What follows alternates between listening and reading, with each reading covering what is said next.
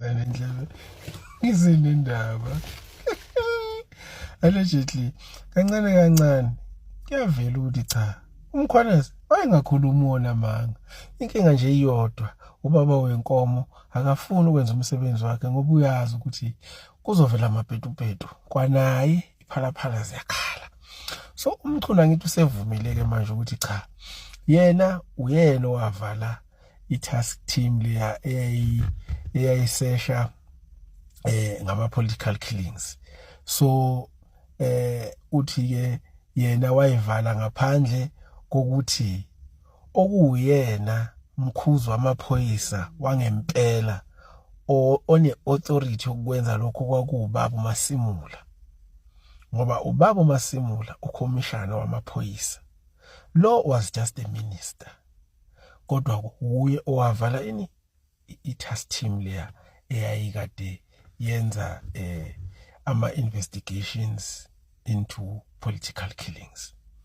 So ke njengoba ayivala uthi wambhalela ubaba uMasimula ukuthi cha ubona ukuthi ayivalwe ngoba ayiwenza umsebenzi, kodwa thina esakuzwayo ukuthi cha iyawenza umsebenzi, ukuthi there is too much corruption not just in the police service alone but in the justice system as a whole.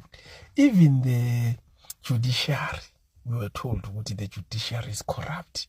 And kancane kancane ngithi niyabona manje ukuthi usevumile uminister nale judiciary ukuthi corrupt kuzogcina kuvelile. And then bese niyasitshela ukuthi ngoba nelihlale nithi thina as MK party sinamanga, hey abantu bakazuma banama, ngifuna ukubona kusazoba mnandi South Africa.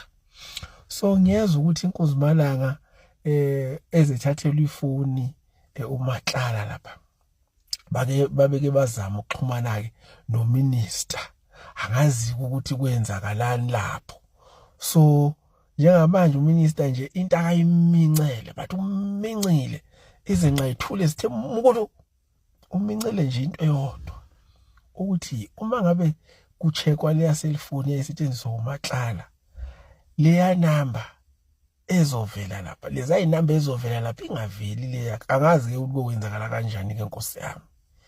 Wazwa senkingeni uminister uMacingwane.